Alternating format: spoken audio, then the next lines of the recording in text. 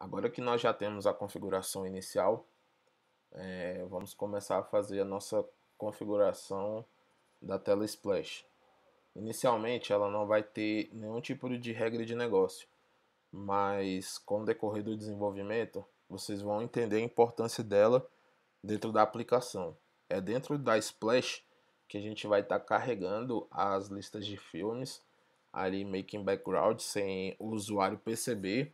Daí quando ele entra dentro do app já vai estar com a lista carregada. Isso evita do usuário ter que ficar esperando para poder usar.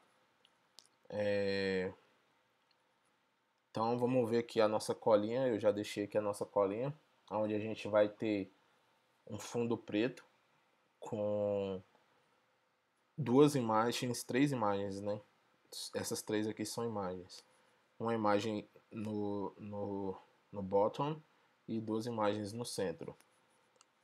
Para a gente estar estilizando o nosso componente, a gente vai instalar um cara chamado Styled Components, que deixa a gente escrever uma mistura de JavaScript com CSS e deixa o código mais parecido com componentes, né?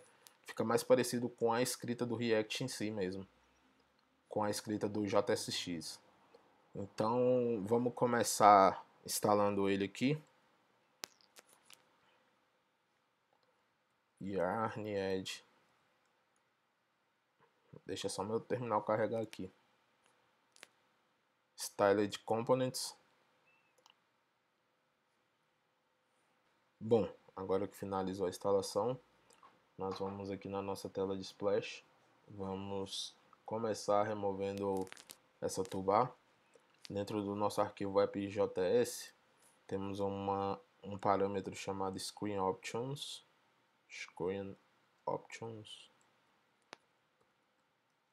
Que recebe uma configuração chamada header show, setando false.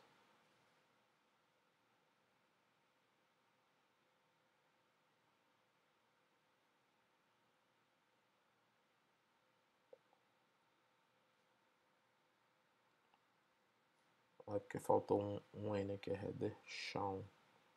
Beleza? E agora nós vamos começar com a parte de estilização da nossa splash. Dentro do nosso arquivo styles, nós vamos começar a criar os componentes naquele formato que eu falei para vocês de JSX, que seria uma mistura de JavaScript com CSS. E cara, é muito maneiro. Então a gente começa importando o Styled Components.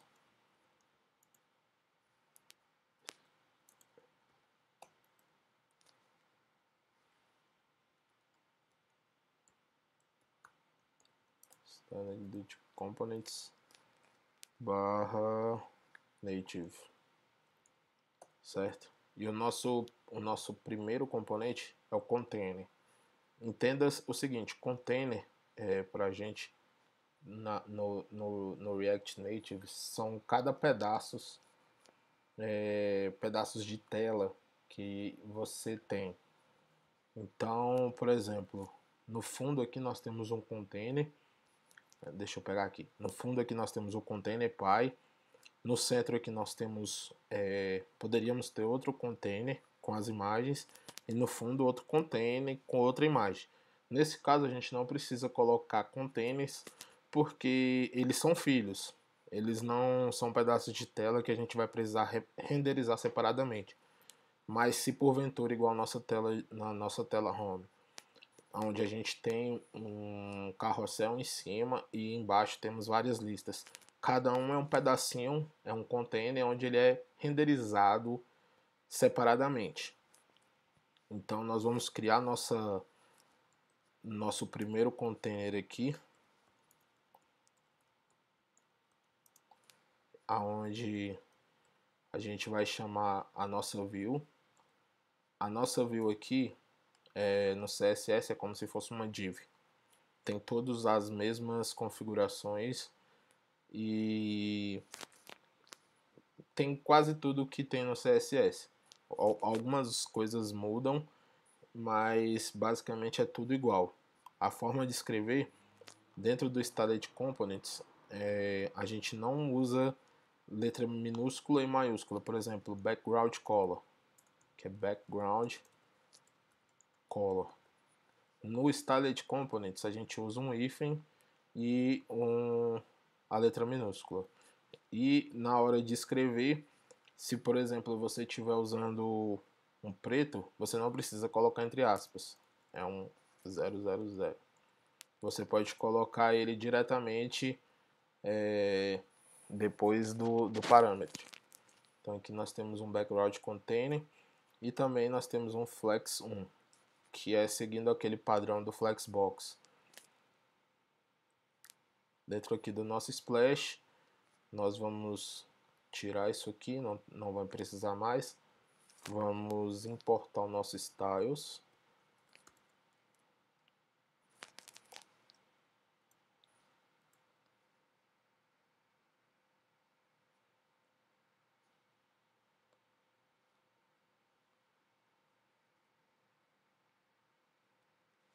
Só pegando minha colinha aqui. E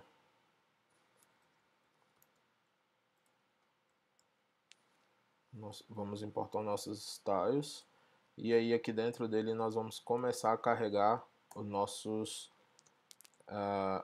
componentes. Então a gente vai arrancar aqui, não temos mais nada disso, e aqui agora a gente tem o nosso container. Vou dar um salvar e a nossa tela já é para ficar preta. Deixa só ele carregar aqui.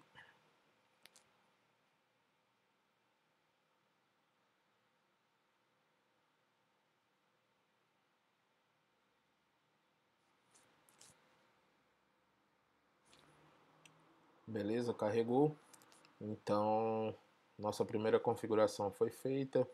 Agora nós vamos pegar o nosso componente de imagem.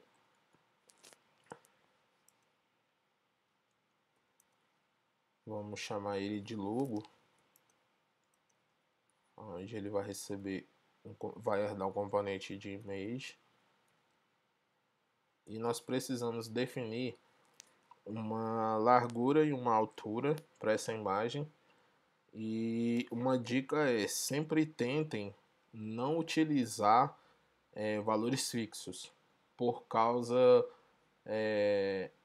da diferença do tamanho das telas, né? Então vamos lá, vamos jogar uma largura aqui de 50%.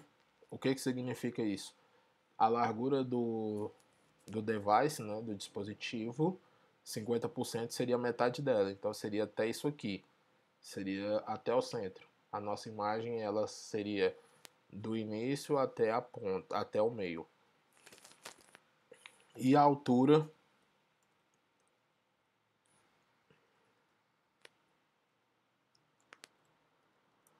de 10%. A mesma coisa, a altura, aqui temos 100%, 10% deve dar isso aqui, 1/10 do tamanho da tela.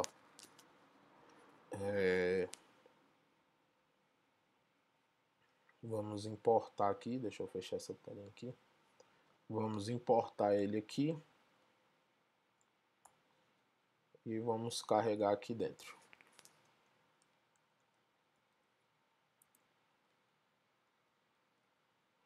Lá no CSS a gente tem um carinha chamado, para carregar cada imagem, nós temos um carinha chamado src. Aqui no React, esse carinha tem o nome de source.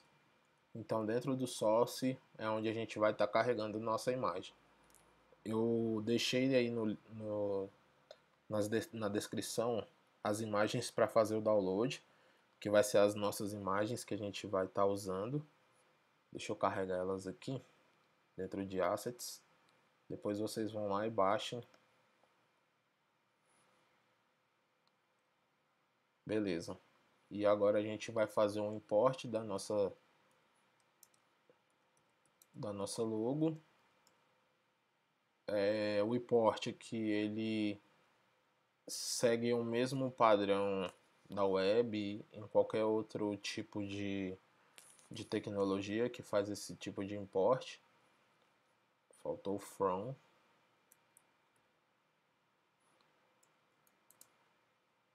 Daí ele vai carregar só uma assets logo.png. E aqui dentro do source nós vamos jogar logo.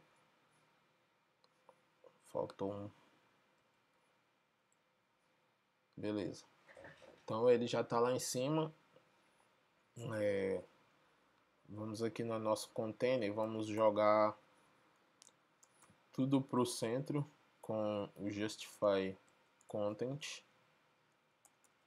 O Justify Content ele centraliza na horizontal e o Align Items na vertical, certo? Então ele já está aqui no centro e agora a gente vai jogar vai alterar uma propriedade chamada resize mod para street, beleza? Isso aqui é a mesma coisa de você vir aqui no nosso componente e escrever as configurações que o componente tem. Se você quiser saber quais as configurações que cada componente tem, eu te aconselho ir lá na documentação e procurar pelo atributo, sei lá, o que você estiver precisando fazer, e você vai conseguir fazer dentro do Styled Components jogando dentro do ATTRS. Então, nós já temos aqui a nossa primeira. Agora nós vamos jogar aqui nossa segunda imagem. Então vamos chamar ela de, eu não sei, eu vou chamar de sublogo. Nem sei se isso existe. Deixa eu salvar aqui. Vamos aqui carregar. Vou copiar a mesma coisa que eu fiz para logo e vou chamar de sublogo. Acho que é logo 2, tá aqui. Não. Tá sublogo mesmo. Então a gente vai jogar aqui o sublogo.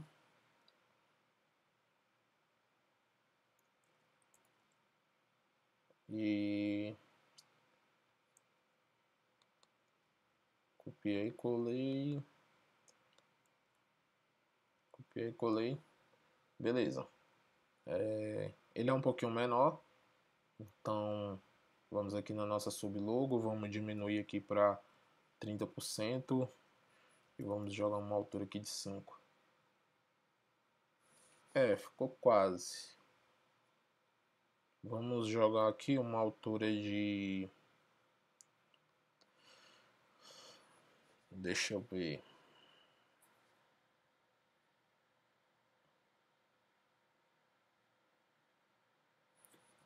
Deixa eu pegar aqui na minha colinha. Então vamos jogar aqui uma altura de 30 pixels. Ou pode ser 3% também. E vamos jogar aqui uma largura de 40. Beleza. Pronto, agora já ficou legal. E agora nós temos a imagem do fundo, onde a gente vai seguir aqui a mesma lógica. E aqui a gente vai chamar de image background. Tenta sempre escrever os nomes aonde eles remetem àquilo que representa o que você está fazendo. Image background seria a imagem, né, do fundo, no caso. E nessa nossa image background, deixa eu carregar ele aqui.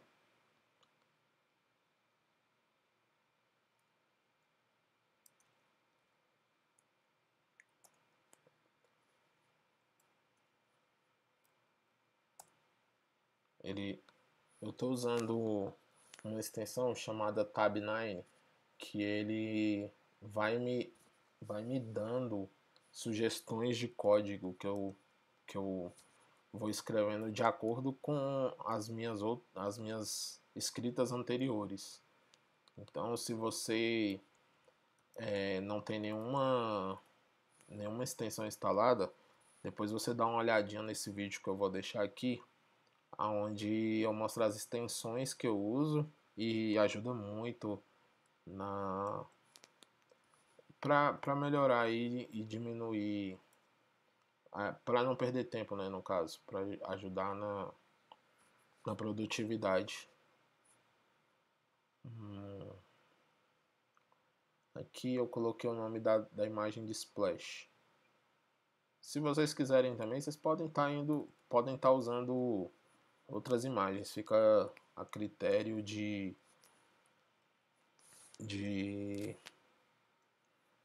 criatividade de vocês. Eu não sou muito criativo, eu fui simplesmente usando o que eu achava, sei lá.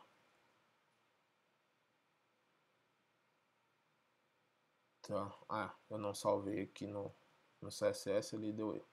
Beleza, então ele já carregou aqui embaixo, só que se a gente ver, a nossa imagem, ela tá pegando a tela de uma ponta a outra e ela tá alinhada embaixo. Vamos lá então, primeira coisa que eu vou fazer é jogar aqui 100%, então ela já esticou, e eu vou jogar uma altura aqui de 30%. Acho que 25 tá melhor. Legal. Daí agora a gente vai usar um novo conceito que se chama Position. E o Position, ele deixa o componente solto na tela, onde ele sobrepõe os outros componentes, e aí você começa a controlar o caminho que você quer que ele siga. Então, no caso aqui, a gente vai deixar ele no Position Absolute, e nós queremos que ele fique aqui embaixo. Então, basta você dizer para ele que você quer que ele fique no bottom, no caso, embaixo, com 0 de altura.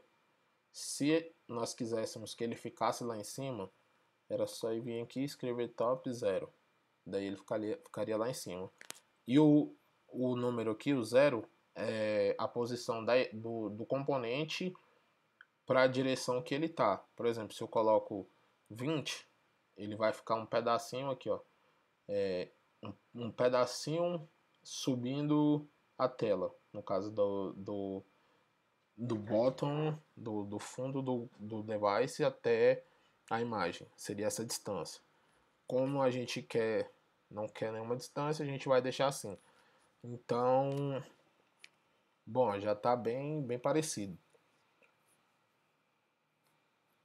Aqui nós temos nós vamos fazer também a nossa navegação para a tela de login. Quando entrar no app, ele vai contar alguns segundos. A gente vai usar uma função do próprio JavaScript chamada setTimeout, e ele vai trocar de tela sozinho, sem interação do usuário. Para isso, a gente vai estar usando um hook chamado useEffect. Esse hook ele serve para carregar, para executar alguma tarefa de acordo com o ciclo de vida da tela. A tela ela tem um ciclo de vida onde ela inicia, renderiza e depois ela morre, no caso. Basicamente, a grosso modo falando, esse é o ciclo de vida de uma tela. E aí o useEffect a gente pode estar usando para disparar quando ele inicia a tela, ou quando ele estiver renderizando, ou quando você matar a tela, ele pode estar fazendo também, executando alguma tarefa. Isso eu falei a grosso modo, tá? Não é só isso que ele faz. E dentro dele ele tem uma função anônima onde ele espera, onde ele tem a parte da execução da tarefa e ele tem os parâmetros de saída, no caso, né, de validação. Isso aí é bom você conhecer, porque os hooks, depois que eles foram implantados no React 17, meio que todos os projetos novos começaram a utilizar ele. Então seria bem interessante você dar uma olhada sobre os hooks, porque vai agregar muito e, querendo ou não, não tem para onde fugir. E dentro do hook aqui, dentro do nosso useEffect, eu vou chamar a nossa handle login, certo? Ele vai executar a ação sozinho depois de um determinado tempo. Quando a gente colocar aqui um user set timeout, onde ele recebe também uma função anônima e ele espera um tempo. Vou colocar aqui isso em milissegundos. Então, ele vai executar